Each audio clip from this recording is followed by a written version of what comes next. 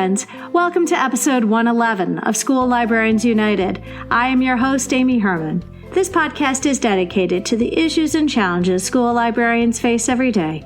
As a school librarian in my 14th year, I found myself asking the question, where is the podcast that will help me do my job? I wanted a podcast which addressed the nuts and bolts of running a successful library program. I don't claim to have the answers, but this is a platform to share resources and exchange ideas. Now is a perfect time to mention that all the ideas and opinions expressed in this podcast by myself, my interview guests, and listeners who reach out to the podcast are our own and do not reflect those of our school districts. When incorporating research, I always make sure to cite my sources. So whether you are a novice or a veteran school librarian, this podcast has something for you. I'd like to extend a very special welcome this week to listeners Penny in New Zealand, Deanna in Missouri, Heather and Deb in Texas, Kimberly in Connecticut, and I have exchanged emails over the past, year or so.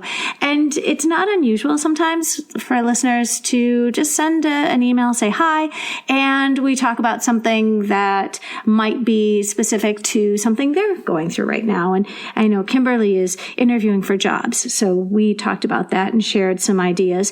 And then we got to talking about the seasons because she's in Connecticut and we in the Midwest and Northeast are experiencing something of a cold snap right now. And Kimberly said something that I wanted to share, and she said that would be fine. She said, "Things are ever changing, which brings me to how I found your fabulous podcast.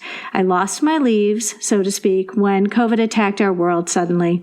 I was blinded by the way spring was just a blink of an eye, and my job as a librarian was just a leaf falling 6 feet down to the ground. I hardly suspected my job would be exempling social distancing too. What I was feeling was a giant mystery, not shelved by me, that was truly testing my mettle. I found myself searching for difficult answers to save me. As I began to search for answers, your amazing podcast was just a simple enter and click away. Amy, your podcast wiped tears from my eyes, and I soon started to see my life with meaning and a clear view after 2 episodes. I am happy to say I'm stronger, fearless, and wiser today after listening to your podcast. I will continue to share with my friends, new and old, how wonderful you are. Although I do not have my dream librarian job as of today, I can say that I have confidence that it is just a few corners away.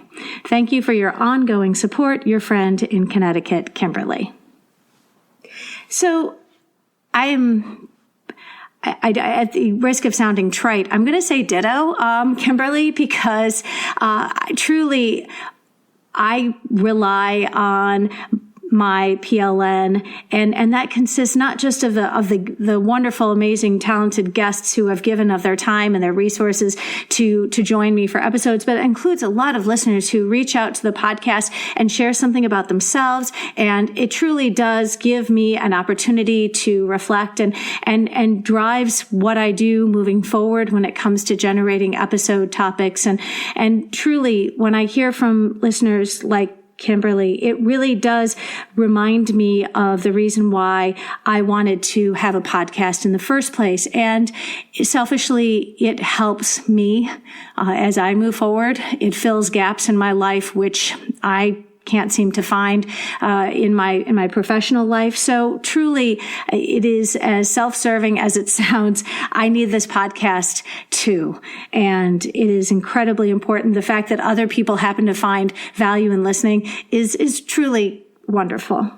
I welcome you and all listeners to reach out with your feedback and episode suggestions either on Facebook, Twitter, or the email address schoollibrariansunited@gmail.com. If you include your mailing address, I will be sure to send you a podcast sticker. Before we dive into today's topic, I did want to give a huge thanks to the many school librarians who made our winter getaway this weekend possible. Michigan's statewide organization of school librarians, MAME, hosted a deep dive into diversity. We watched a fantastic panel of Own Voices authors, Jessica Kim, Supriya Kelkar, and May Respicio. We also were very fortunate to hear from Owen Bondono, Teacher of the Year and first openly transgendered educator to receive this honor in Michigan. I am excited that I will be able to share some of these resources from this webinar in an upcoming episode. And now for today's episode, Jack of all trades, and my conversation with Patrick Taylor.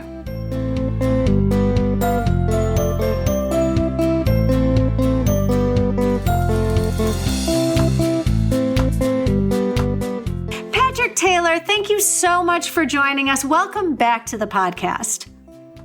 I am thrilled to be here. Patrick, your first episode was episode number 55, A Balancing Act, Work and School. And it was the very first episode of 2020. So welcome back. It's been a year. You have finished your library degree while working full-time and, as it turns out, in the midst of a pandemic. Can you share with listeners, just get us caught up to date, how'd you do that? Okay, so the closure of schools in Michigan happened in mid-March.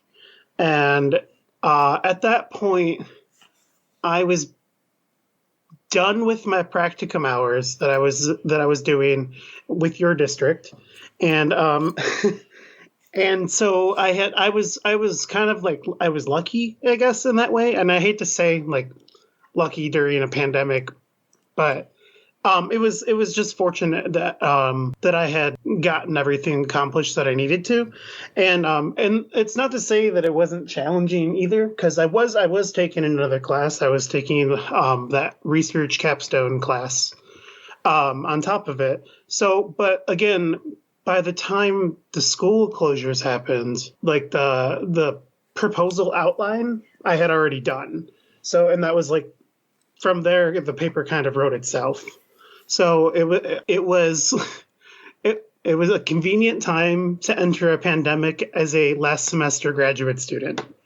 I see nothing wrong with trying to look on the bright side of what all we can accomplish when we go into a pandemic, and realizing that there are silver linings to every chapter of our lives. It's never a bad idea to realize that there are opportunities whenever, disaster falls. And I got to say, this is something that I've noticed a lot about librarians is we're very opportunistic. And so, I think we tend to show an incredible amount of resilience in saying, oh, there's a pandemic. Well, now I'll have more time to do X, or now I'll have more time to do Y. Right. And that's kind of like, that's kind of like what sort of led into this episode, because it was, okay, so we got the announcement of the closure of schools on the Friday before the Monday that the schools were closing or something, or maybe it was Thursday, I don't remember. But I remember my assistant superintendent called me into her office, and also our K-5 literacy coach and one of our instructional coach and mentors for the district, and our district math coach too. And we kind of just had like a quick meeting, and she was like, listen, I look at you guys as kind of like the curriculum specialists of the district. Like, one of our people had literacy. One of our person was more on the secondary side of things. One of our people was on math, primarily focusing on K-8, but then it kind of shifted to K-12 with the pandemic. And then for me, it was like I was sort of the resource guru as a librarian. And it sort of turned into an opportunity for me to work my way into a position that has like totally become what I want. And it's been really awesome. I'm so happy for you. Patrick, I'm dying to know, because the last time I looked into taking a state certification exam for anything was more than 15 years ago. And am I correct that once you finished all of your programs, you were eligible to take the state certification exam to become a school librarian, a media specialist? So can you tell me how you did that in a pandemic? So not well planned, because I think I could have taken the test before the pandemic hit, but I just hadn't really like thought about it or planned to do it because I was working full time and doing a million things.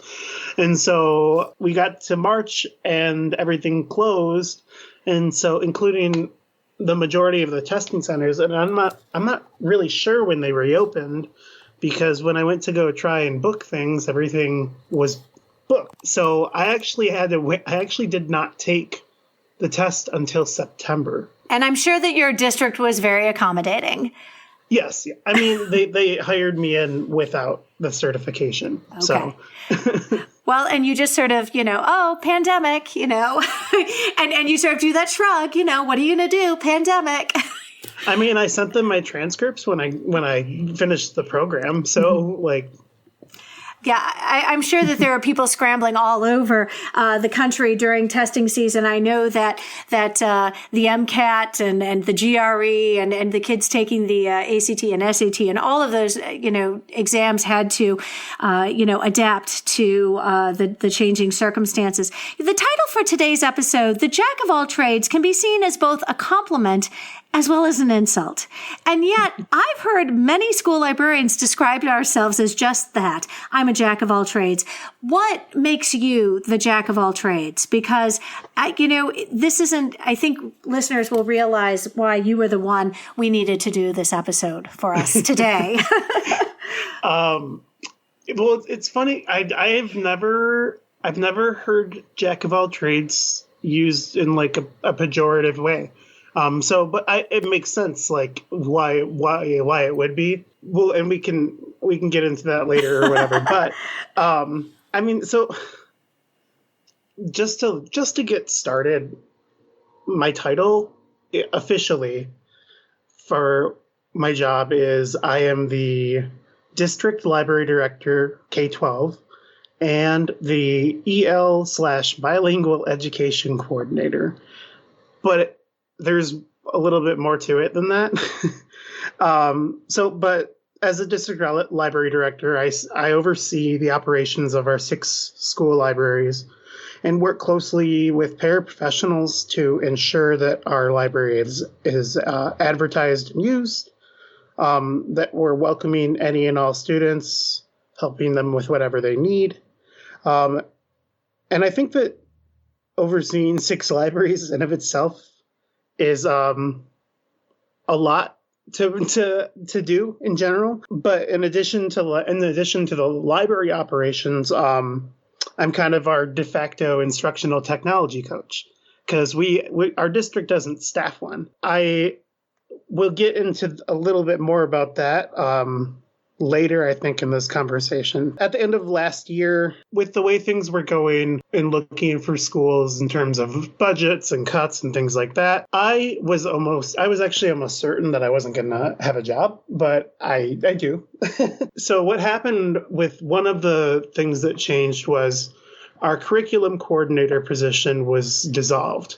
And so those duties were dispersed onto other people, most of them going on to our assistant superintendent, who was already kind of overseeing the general curriculum operations anyway. But our K-5 literacy coach became our K-5 curriculum person. And then our instructional coach and mentor became our secondary curriculum person. And so then what I took on, in addition to the library, was ESL and bilingual education. I also oversee our specials curriculum. I facilitate our PLCs with the music, PE, computers, and art teachers. We actually don't have a music teacher right now, so if anyone is living in Michigan and wants to apply, feel free, because we are desperately looking for one. The ESL part of the job, so I don't actually teach ESL. I oversee the overall program. So we're in, like many districts, we're in a consortium agreement with our ISD, or how Wayne Risa has a similar program where they staff bilingual instructional assistants, and they're staffed with a caseload in various districts. And they work with students, in a tutoring sort of way. And so I make sure that, one, the kids are receiving the services that they're obligated to receive and very much entitled to receive. And I also oversee the WIDA testing. So that's kind of like that's the bulk of it, is really the WIDA part. And then I also, I do the paperwork stuff too. And like the coding in Power School and that kind of thing.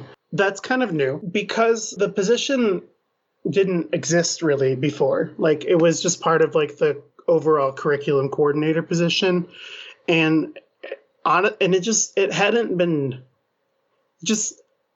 done properly in a long time, and so it took a long time to get things like straightened out and make sure that like kids weren't slipping through the cracks, which I found like quite a few. Well, and I think during a pandemic, I think the demands of trying to reach the students are even more.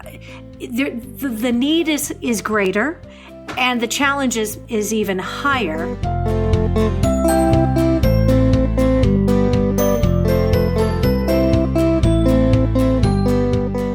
Describing this sort of scramble on the part of your district to make sure that all these roles were being supported by people in the district, I almost got this visual of like musical chairs. Like you have these jobs which were sort of being allocated to individuals in a way that your district could still support the needs and do so in a way that people who were in the district would find themselves with full-time employment.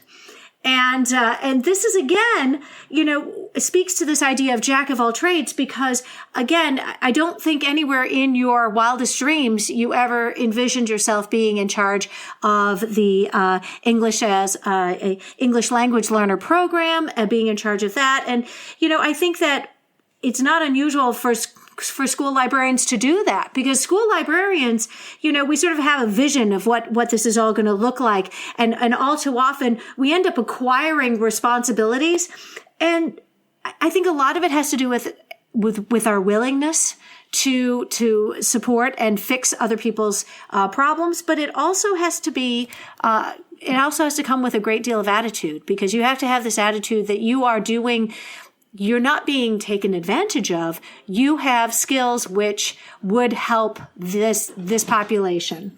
When you were saying English as a second language or English language learners, it reminded me of an episode you did last year. I can't remember who it was with, but it made me want to shift my language use and use ENL more, because I like that. Yes, we did an English language learners, English as a new language, because the point was made in that episode that all too often, English as a second language implies that these students are only learning their second language, as opposed to, in what is the case for many of them, is their third language, or in some cases their fourth language. And so English as a new language is far more representative of what's actually happening.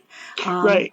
And it's especially relevant to my district, because our population of English language learners, unlike most, where you would think in the Metro Detroit area, where you might think that it would be primarily Arabic speaking or Spanish speaking students, we don't have a high population of English language learners. They are, I think we just had 3 new enrollments. So it brings us up to 52, and that's district wide. So it's not a lot, but our 2 highest linguistic population groups are Hmong speaking and Wolof speaking. Okay, I need help. Just for everyone, let's assume everybody would like to know exactly which 2, from whence do those languages come? So the Wolof comes from Senegal, primarily.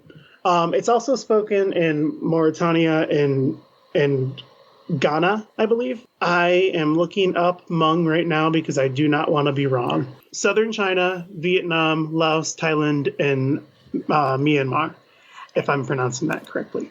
I appreciate how a district tries to make sure that all of its populations and their unique challenges are being served. And again, when you're could you imagine not having a seat at that table? I mean, again, we talk about being sort of in the room where it happened, being at the table when these decisions are being made.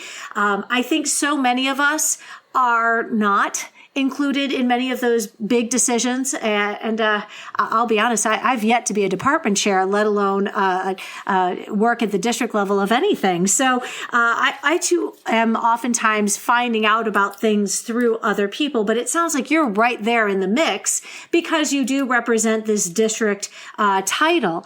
And, I think that serves you well. I think you will always be employed because your district now sees how multifaceted your skill set happens to be. Right. And you mentioned, not being taken advantage of. And that brings up something else that I thought of. I will say that I have a really great relationship with my direct supervisor, who happens to be my assistant superintendent. So, and she's like constantly making sure that I'm like not burning myself out or that I'm dialing in myself back when I take on too much, which I do a lot. It's also nice to have that direct support from administration. And unfortunately, I can't say that a lot of people feel like they have that same experience. I did an interview not too long ago with a friend of mine, Lisa Brakel, and she's a district librarian. And she and I actually are on the MAME advocacy committee together. Hey, see, everybody, we're representing Michigan talent here today. And Lisa, in her conversations, it was really fascinating how much she said she talked to the superintendent. And I'm scratching my head. I've been an educator for the last 23 years. And I, to date, have yet to say one word to any superintendent for whom I have worked under. And so in 23 years, I have never been able to accomplish that. So, I think that when you are a district librarian, while you take on these sort of just incredible, the span of which your decision making goes, but you're also you're at the table. You are part of this group that is making decisions which impacts your entire district. So, being a jack of all trades really does serve you in this capacity. So that's great. So, as a district librarian, you said you covered multiple buildings at once. It makes you the obvious choice to address issues which then impact your entire district, especially as in, like a pandemic. Going back to that first meeting, so from then on, we established, at least in the spring, that we as a group would meet weekly on Tuesday mornings for like an hour and a half or whatever, and make sure that we're all touching base with everything we need to do. And at this point, I was still in a teaching position, technically. But as being in the specials rotation, it was a weird thing to navigate in the spring.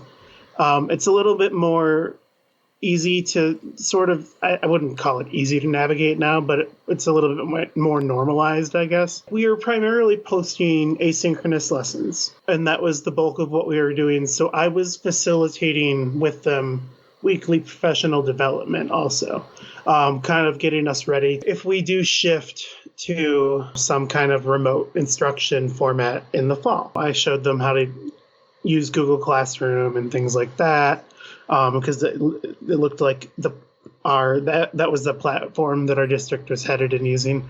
I would have preferred Schoology, but it is what it is. So you get to make some of the decisions. To a certain extent, you can't be greedy. I think you have to be able to read the room. But there are some decisions that ultimately will not be in your locus of control.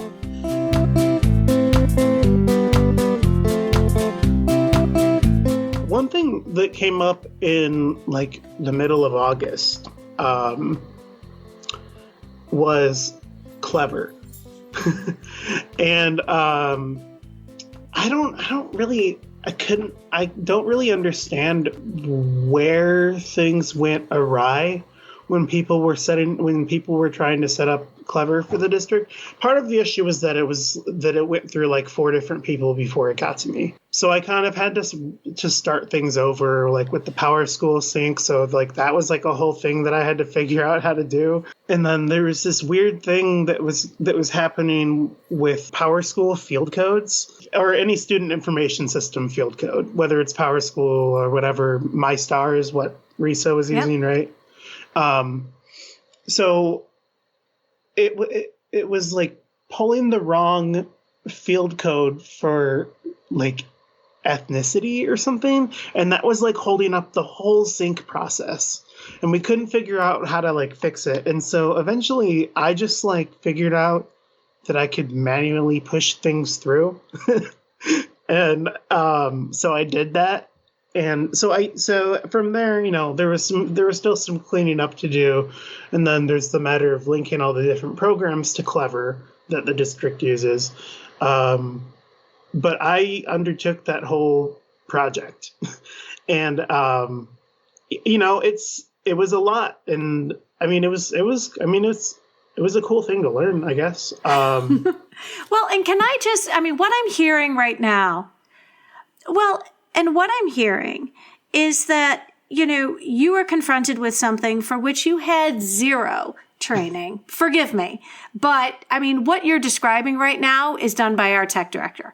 And, you know, it would be very hard to take on something like this and just say, okay, I'm going to figure this out. Librarians tend to be lifelong learners. And this attitude that I don't know what I need to do, but that's not a problem because I'm going to figure it out. I had this bizarre, and in the early days of the pandemic, I was on a Zoom call with all the specials teachers, and there are a couple librarians and a couple other specials teachers, and I heard one of them say, and I'm not going to shame anybody, but somebody actually said, well, somebody's going to have to show me how to do this because I don't know how to do this.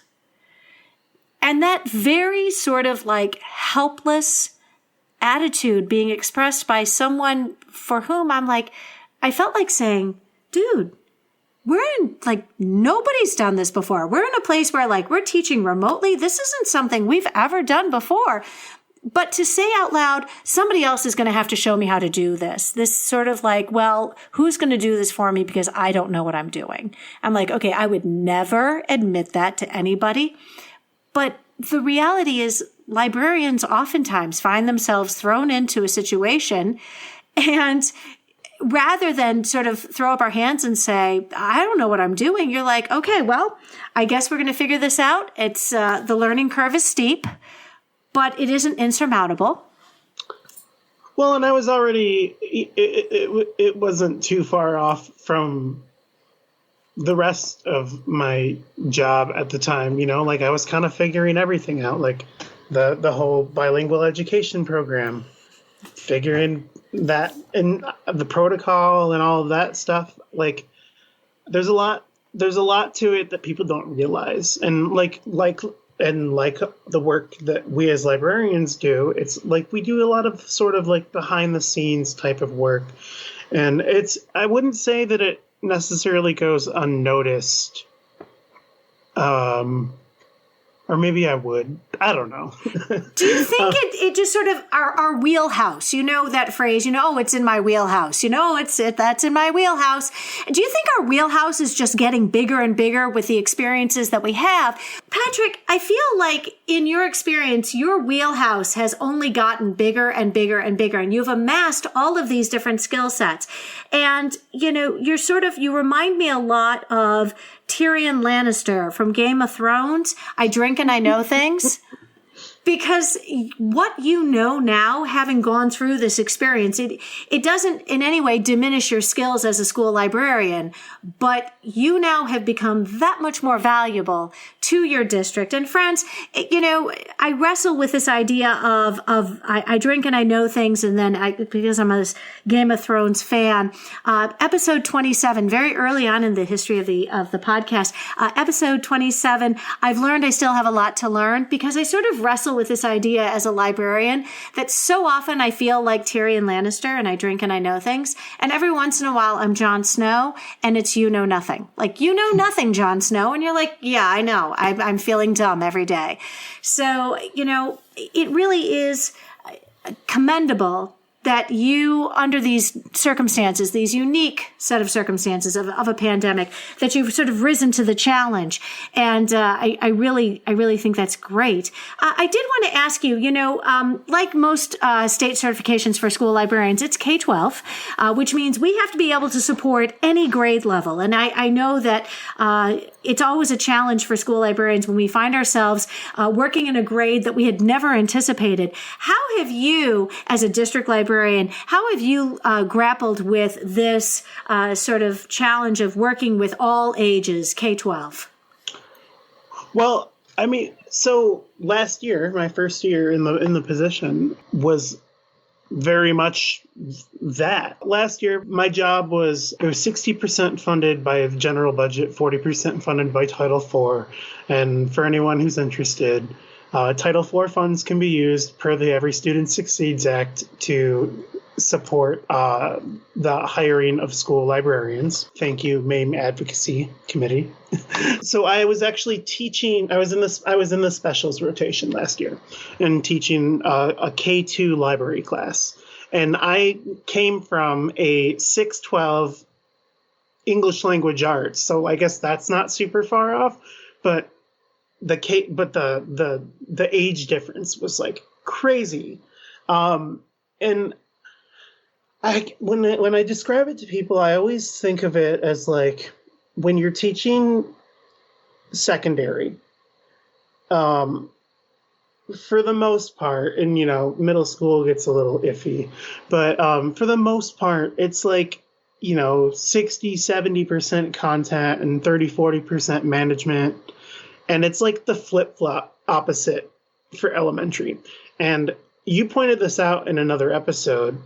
I don't know which one, but I don't think that library school does a great job of teaching classroom management.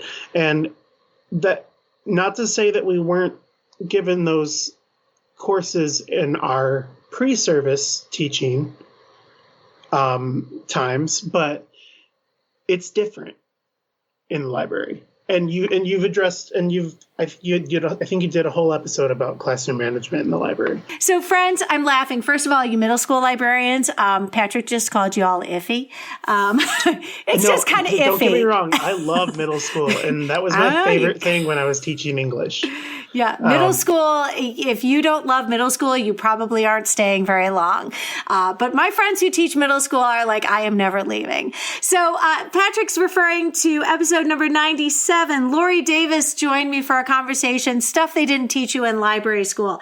And classroom management, without a doubt, classroom management is incredibly, I think, and maybe I'm way wrong, but the assumption is because most of us come to library school as certified teachers, why would you need to teach classroom management to a bunch of people who are already certified teachers who have already been in the classroom for years, in some cases for years. I had been a teacher for 9 years before I went to library school. So and the answer to that is a lot of us end up switching age groups, and things are very different. Well, and I guess now is a good time to say if anybody would like to help me out on an episode on classroom management in the library, that would be fantastic. I think that I would love to hear other people's tips and tricks for classroom management, because you're right, especially at the elementary level. And I'm actually, at the middle school and high school, they're always, management of behaviors and things that we do have to address. I don't think you can get around that because we, as the adults in the room, have to keep a certain amount of, order. Let's just use order in our spaces. So yes, there you go. If anybody wants to let me know, I'd love to do an episode on classroom management in our libraries. Patrick, I'm curious, what strategies do you rely on to help you be all things to everyone in your district? The first thing that comes to mind is, again, I have a really great relationship with my supervisor, who is my assistant superintendent. It's nice having that support system, just even a supportive person who is looking out for your best interests, keep you sane. I like being busy, and it's work that I enjoy. It's part of why I became a librarian. I just had my mid-year evaluation, and one of the compliments that she gave me was that I seem to have a knack for taking on work willingly that everybody else seems to despise. I do think that librarians are by nature very willing to try new things. And I think the last time I felt that I was a jack of all trades when I was in the classroom, I was a high school social studies teacher who had the unenviable task of teaching all the electives. And it's hard to say that there was a willingness there. I felt more rather oppressed because I was their first hire in about 15 years. And so they found the one patsy who was going to pick up all of the electives, and then they could just stick to the one class they taught well, which was and I can throw a little shade because I've moved on. But the truth of the matter is it's hard for me to imagine classroom educators being called upon to serve in all these different capacities, because in many respects, classroom teachers have far more defined scope in where they are in their sort of in the hierarchy of the teaching order. And if you want to take on any sort of authority or decision making in your group, you might be a grade level leader. You might be the department chair. I really see school librarians as, incredibly willing to take on these kinds of challenges. So, as I mentioned in the beginning of the episode, jack of all trades is both a compliment and an insult. That is to say that in its entirety, the quote is read as, "A jack of all trades is a master of none, but oftentimes better than a master of one." Is it fair to say that school librarians have in many respects had to become generalists in order to stay relevant and ultimately employed? I think a big part of it is that more and more people are entering the field from different backgrounds. I feel like primarily the people who moved on to school librarianship in years past were English and social studies teachers, or English and history teachers, probably. And I think as time has moved on, it's brought in a whole new crowd of people. You were a social studies teacher, but like you said, you were teaching the electives. I was an English teacher, but I also have a teachable minor in sociology. Your department chair was a science teacher. I just see more and more people coming from different backgrounds entering the field. And so that brings a totally different perspective to the new age of librarians, I guess you could call it, that are coming along. And I don't know if I'm included in that or not. I guess so. I've had a lot of friends tell me that they've had to become good at technology because it is primarily why teachers come to them with questions. And I think we want to be able to provide answers. I know that when I've gone and learned about many of the things I do, especially at our McCall or our ISTE affiliate conference, it's not so much necessarily to help me do my job. It is because I need to be prepared to answer the questions that my teachers will be coming at me with. I need to show them the value I have because I can answer their questions. And the fact that those questions have to be all technology related means I have to brush up on my tech skills and keep up on the different things that are happening in that respect. So I think that it really does speak to our willingness to fill in those gaps in our education when we have to learn something, because it's what our district needs us to do. Yeah, I would definitely agree. And like, I'm just thinking about professional development that I've been to in the last couple of years. And a lot of it has been, well, how do we incorporate AASL National Library Standards with the next generation science standards? Or how do we incorporate it? How do we crosswalk it to Common Core, which has been done? And it's so I actually took that kind of idea and I started developing, and it's nowhere near finished because so many things have happened since, but I started developing for the K-5 specials curriculum, like a crosswalk to Common Core standards from the PE, music, art, and my text standards, I guess. Mm-hmm. They're the same thing as ISTE for anyone who's not in Michigan. I think like almost word for word the same thing. We're an integrated curriculum.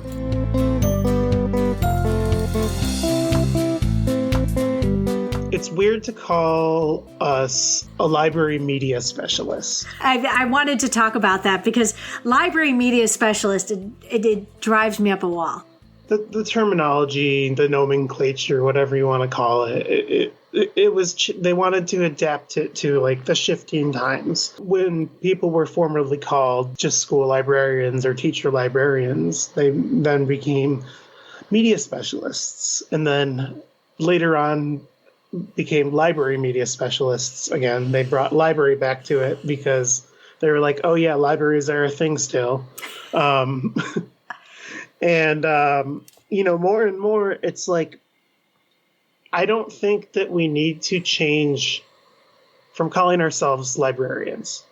I think that people need to shift their perspective of what a librarian is.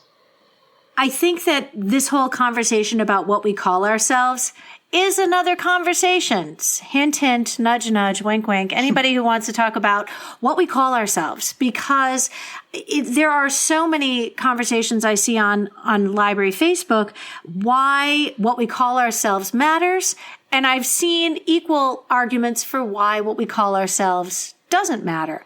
But I also know a couple things, that what you are is defined by how your building values you. And so what you do in supporting your school community, whether you call yourself a teacher librarian, whether you call yourself I call myself a librarian because it confuses the heck out of my parents when I meet them if I see them in the Sam's Club or the grocery store, and if I say, oh, hi, I'm your child's library media specialist, they're going to look at me very blankly. My students call me their library teacher. That's my library teacher. And I'll be honest. I got called the books teacher last year. The books teacher. Okay. Well, I'm a big fan of library teacher because, it first of all puts the library first, and it calls me a teacher because that is exactly what I am to my students. I am one of their teachers, and they regard me in that matter. If I tell their parents I'm their library teacher, that makes complete sense. And I love that title. That's my favorite. I usually describe myself as an elementary librarian because that makes sense. People know I work in the schools. But again, it's a conversation which really deserves its own episode, because we really do have to recognize that regardless of what we call ourselves, it's what we do with that title that almost matters more. Because there are a lot of people walking around with some pretty fantastic titles, but they don't do much to give people in their buildings a reason to value what they do. And it's really important. I'm not pointing the finger at our profession. I'm pointing the finger at anybody who carries around long titles. It's about making sure that people recognize what you do, what you contribute to the school community. Right. Like something like library and information science, resource management, and equity and accessibility assurance specialist, which is what we do, it doesn't really roll off the tongue. Not in the least. No. No, not the least. And again, you can have the most convoluted title in the world. If you don't support your school in the way that it deserves, then your title doesn't amount to much. I don't know. I'm going to get off my soapbox when it comes to that. No, I mean, it's also it's important that you are empowered to let your work speak for you. Yes, I love that. Oh my gosh. You know, Patrick, I am so grateful that you were able to return to the podcast 1 year later to let us know how you're doing. It sounds like you are riding the storm with absolute, grace, and you have proven yourself to be incredibly valuable to your district in all the different facets that you serve. And, ultimately, you're still the school librarian. So thank you so much for joining us. That's what I will always be. I am curious because we did talk about being a lifelong learner, and it sounds like you're not done learning. Okay, so first of all, I will say that I am an enrolled member of the Sault Ste. Marie Tribe of Chippewa Indians. So, and I have, this is a whole other thing, a whole other tangent that I could go on, because Native Americans, American Indians, whatever you want to call us, we're the only race of people that are required to have a documented blood quantum. Mm-hmm. So, I have a document certified by the Sault Ste. Marie Tribe of Chippewa Indians stating that my blood quantum is 5/8 Chippewa. Under the Michigan Department of Civil Rights, as long as I attend a public university in the state of Michigan, and I think I have to maintain a certain GPA, but that's never really been an issue. I have a full tuition scholarship, so I don't think I'll ever stop learning or stop going to school, and I love academia. But right now, I'm where I was last year, taking 2 classes in a new master's program at University of Michigan, and it's busy and it's a lot, but it's all things that I like. I think that it really does speak to who you are as a person, because you seize the opportunities that are in front of you as a way to better who you are and ultimately serve your school community because of all the additional schooling that you choose to get. You don't need to get more schooling, and yet you see it as a way to invest in yourself. Yeah. Truly. A wonderful lifelong learning. Can I ask, would you mind letting listeners know where we can find you on social media? All right. So on Twitter, I am Take Up the Mantle, which is a obscure quote from Harry Potter. It's actually from the Harry Potter and the Deathly Hallows, because I've just recently re-listened to that on audio as an audiobook. Mm-hmm. And I was like, oh yeah, there's my Twitter handle. And then Instagram would be GV, like Grand Valley, which is where I got my bachelor's degree. GV Taylor P. .reads. And that's my public library one. And if you get rid of the .reads, that's my private one. If you want to send me a follow request, that's fine. I just don't let students follow me, is really all that is. YouTube, sometimes I post music on there, close to home, but it's spelt like Closet Zero Home. You truly are a jack of all trades. Patrick Taylor, I wish you a very safe spring here in the state of Michigan as we navigate our way out of this pandemic. Yeah, as soon as we can get our vaccinations. Have a good night. You too.